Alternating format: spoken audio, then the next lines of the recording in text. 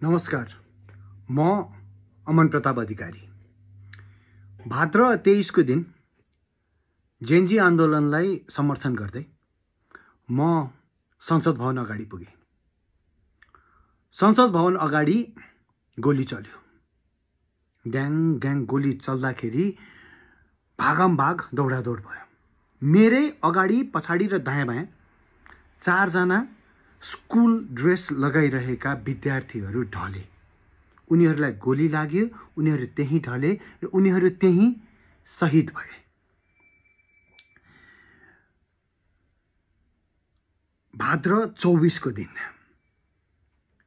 ती विद्यार्थीहरू झलझली मेरो आँखामा, मेरो मुटुमा आइरहेको अवस्था, आक्रोश बोकेर म फेरि संसद भवनमा पुगेँ। एन्टी करप्सन र अन्य केही मुद्दाहरू लिएर अगाडि बढेको जेनजी आन्दोलनलाई समर्थन गर्दै म पुगेको त्यहाँ। एक दिन अगाडिको हत्याले त्यो आक्रोश यसरी बढेको थियो, आगो यसरी बढेको थियो। त्यहाँ म मात्रै होइन, त्यहाँ लाखौँको सङ्ख्यामा जो आएका थिए। सबैमा त्यो आक्रोश किन थियो त? जो सरकार थियो नि, त्यो सरकारले सांसदभित्रबाट गोली प्रहार गरेको थियो र तपाईँ मेरा छोराछोरी त्यहीँ ढलेर त्यहीँ शहीद भएका थिए। संसद भवनभित्र सबै हुल भित्र जाँदा त्यो आक्रोश सबैमा देखिन्थ्यो, ममा पनि थियो। भित्र गइयो।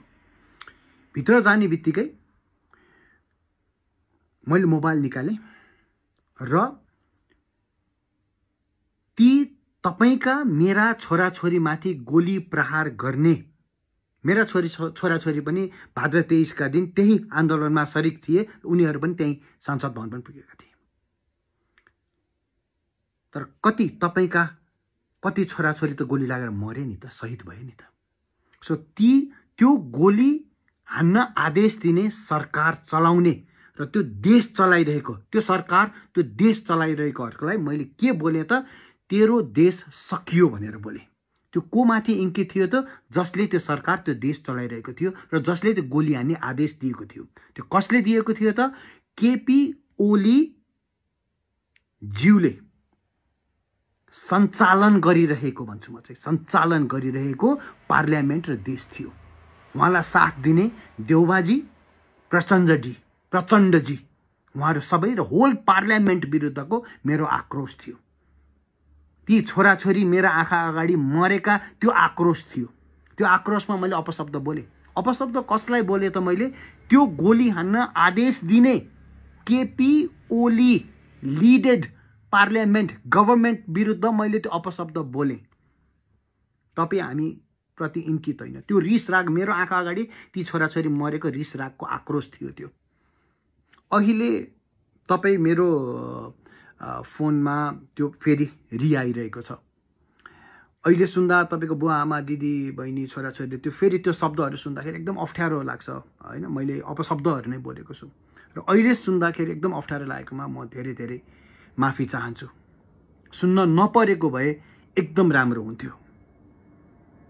तर जो विरुद्ध मैले अपशब्द बोलेको हो, I do not regret it. किनभने उहाँहरूकै आदेशमा तपाईँ हाम्रो छोराछोरी मारिएको हो। त्यो हत्यारा विरुद्ध चाहिँ मैले त्यो अपशब्द बोलेको हो।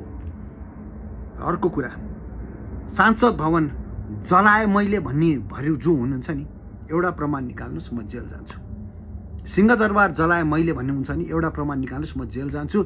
न्यायालय जलाए भन्नुहुन्छ नि, एउटा प्रमाण निकाल्छु, म जेल जान्छु। कसैको घर, इन्डिभिजुअल घर या कसैप्रति मैले हातपात गरेको भए एउटा सानो पनि फोटो, केही सबुत होला नि त, तपाईँ ल्याउनुहोस्, म जेल गइदिन्छु।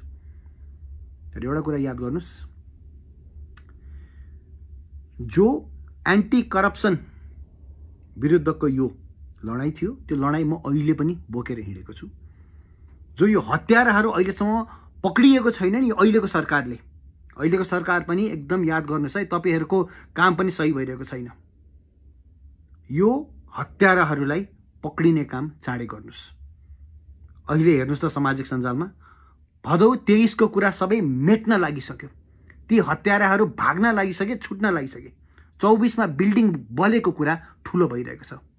एउटा ज्यान र एउटा बिल्डिङ कहिले पनि बराबर हुँदैन, कृपया त्यो याद गर्नुस्। र यो एन्टी करप्सन र यी हत्याराहरू विरुद्ध मेरो आवाज यतिकै बुलन्द रहनेछ। नमस्कार, धन्यवाद।